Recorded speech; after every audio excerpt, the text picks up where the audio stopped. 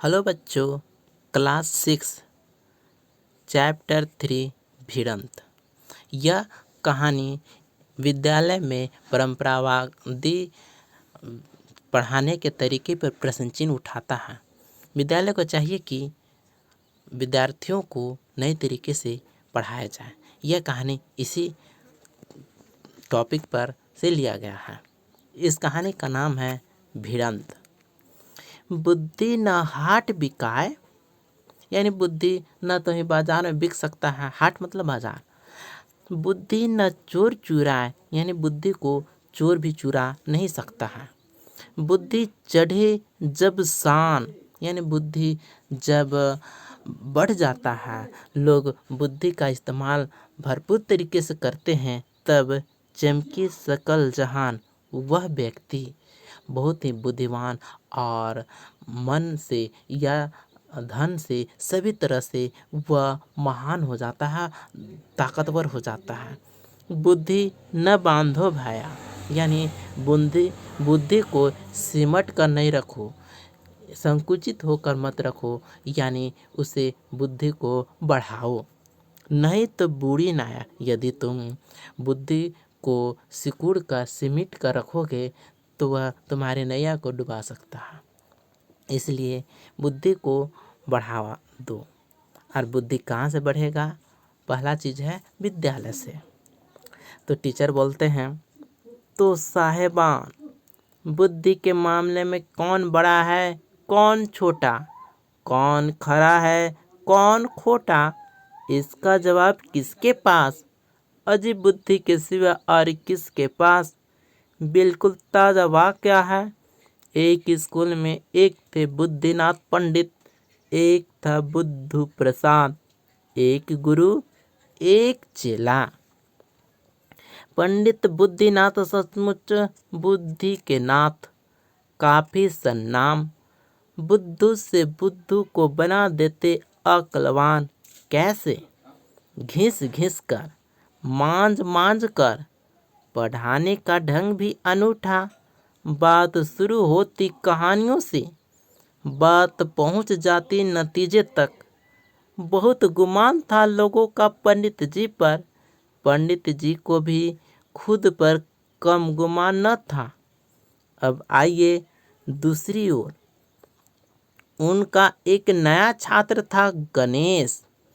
पंडित जी की नज़र में बिल्कुल गोबर गणेश।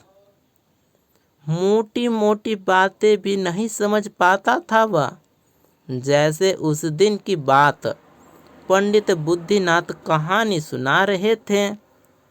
एक था मदारी। मदारी के पास थी दो चीजें, एक बंदर दूसरी बकरी। इन्हीं की सहायता से वह अपने खेल दिखाता। एक दिन वह गया मेले, खरीदे कुछ केले। खाने के पहले नहाने की सूझी, ढूंढ लिया तालाब, बगल में थी झाड़ी। बांध दिया बंदर, बांध दी बकरी, रख दिए केले, कपड़े उतारे, चला गया नहाने। वह लौट कर आया तो केले नदारद, केले कहीं नहीं, छिलके जरूर थे बकरी के सामने। उसने बंदर को देखा, वह साधु बना बैठा था। मदारी ने कहा, वाह रे शेख सादी, उस्ताद से ही उस्तादी। अव्वल तो केले खा गया, दूजे इल्जाम बकरी पर चढ़ा गया। उसने मक्कार बंदर को चार छड़ी जमाई। कहानी खत्म हो गई। पंडित जी ने पूछा, बच्चों अब तुम लोग बताओ, केले बंदर ने खाए बकरी ने नहीं। मदारी ने इसे कैसे जाना? उन्होंने सामने वाले लड़के से पूछा, बोलो। वह लड़का सिर झुकाकर खड़ा हो गया। दूसरे लड़के से पूछा, तुम?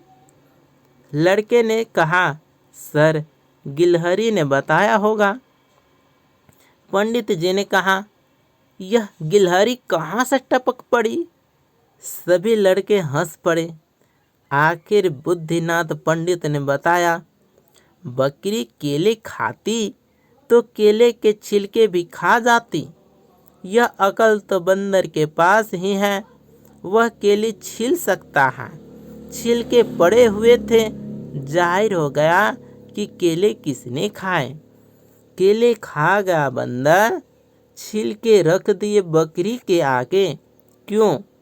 क्योंकि इसलिए कि पीटे तो बेवकूफ बकरी पीटे, बंदर पर शक भी न जाए। लड़के दंग थे।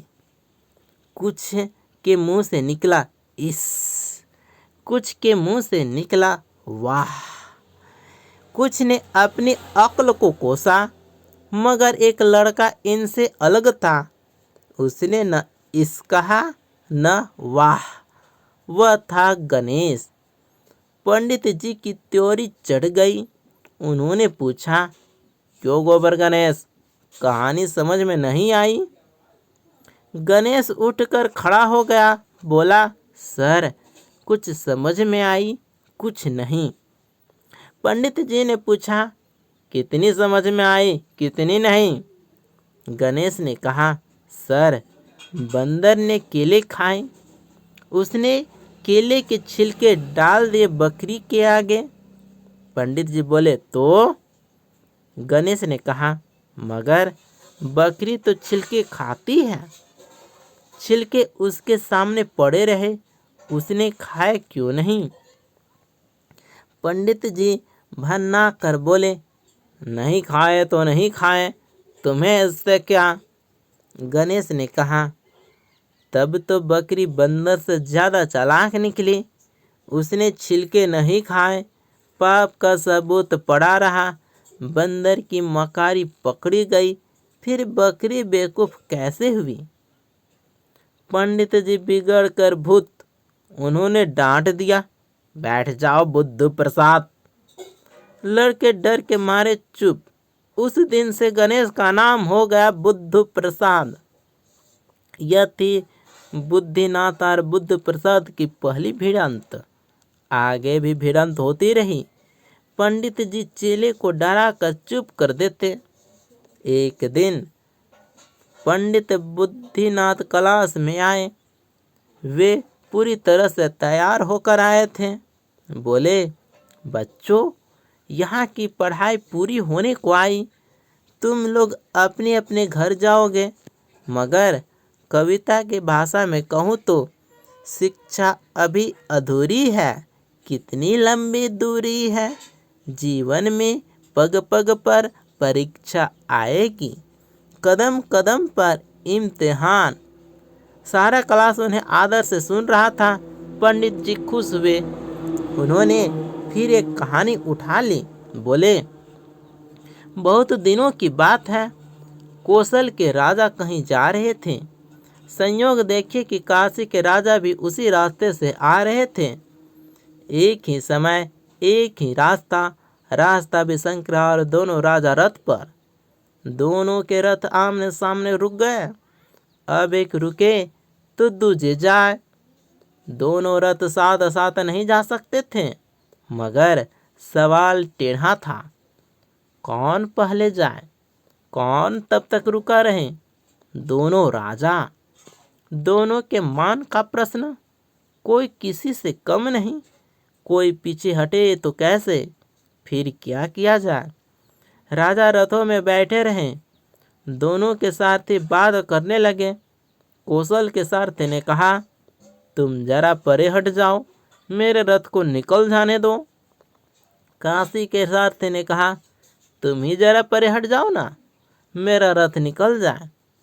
समय बीतता गया। सारथी बहस करते रहे।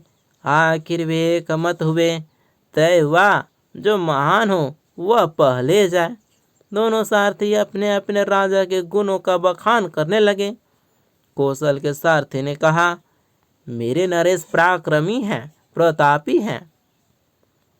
काशी के सारथी ने कहा, मेरे नरेश भी पराक्रमी और प्रतापी हैं। कौशल के सारथी ने कहा, मेरे राजन गुणों की कद्र करते हैं। काशी के सारथी ने कहा, मेरे राजन भी। वह कांटे कांटे की लड़ाई थी। फैसला होता नहीं दिख रहा था। तभी कौशल के सारथी ने कहा, मेरे महाराज, मित्र से मित्र की तरह पेश आते हैं और शत्रु से शत्रु की तरह। इस पर काशी के सारथी ने जवाब दिया, मेरे महाराज, मित्र से तो मित्र की तरह पेश आते ही हैं, वे शत्रु से भी मित्र की तरह पेश आते हैं। वे सत्यवान हैं, क्षमाशील हैं, विनयशील हैं। कौशल नरेश ने सुना और गुना। उन्होंने सारथी से इशारा किया।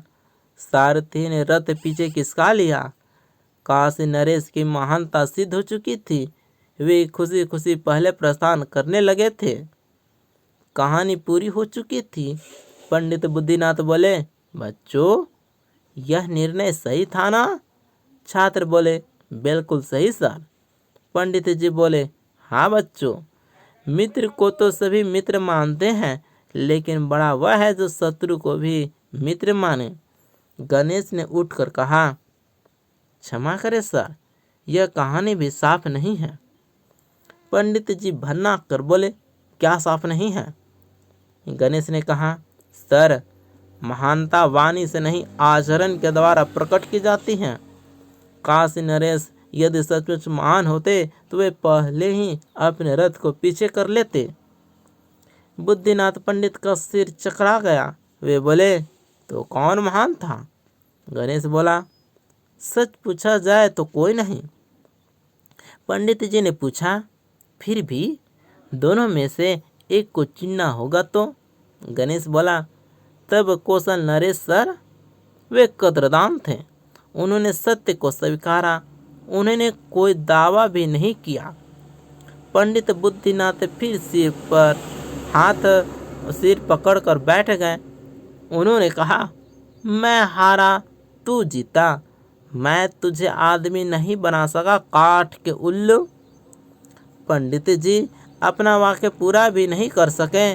पीछे से आ गए हेड मास्टर साहब। उन्होंने कहा, रुकिए पंडित जी, लड़के को जायज सवाल करने दीजिए। जरूरी नहीं कि आप उससे सहमत हो। वर्षों से आप वही कहानियाँ पढ़ाते आ रहे हैं, कभी उलट पलट कर जांचा नहीं उनको। अगर किसी ने उंगली उठाई तो बुरा मान गए। उनकी आग पर पानी न डालिए। मैंने आपकी और गणेश की बातें चुपके चुपके सुनी। जी हाँ, लकीर के फकीर कुछ नहीं करेंगे। करेंगे तो यही गणेश जैसे लड़के जो उसके दास नहीं हैं। बच्चे प्रकृति की प्रत्यंचा से छूटे हुए तीर हैं। उन्हें रोकिए मत, वे अपना रास्ता खुद बना लेंगे। सारी नजरें गणेश की ओर घूम गई। उसकी आंखों से आंसू बह रहे थे। तो इस कहानी को लिखे हैं संजीव ने। आइए इस कहानी से क्या शिक्षा मिलता है ये हम जानते हैं। यह कहानी विद्यालय में पढ़ने पढ़ाने के परंपरावादी तरीके पर प्रश्न चिन्ह खड़ा करता है। विद्यार्थियों को नए तरीके से सोचने तथा अपने विचार अभिव्यक्त करने का भरपूर अवसर दिया जाए तो उनका स्वाभाविक विकास संभव होगा। अतः एक अच्छे शिक्षक को चाहिए कि वह विद्यार्थियों की जिज्ञासा को बढ़ावा दे और उन्हें किसी भी विषय पर नए तरीके से सोचने के लिए प्रेरित करे। इस प्रकार से भिड़ंत कहानी यहीं पर समाप्त होता है। आपको ये कहानी कैसा लगा हमें कमेंट में ज़रूर बताएं। धन्यवाद।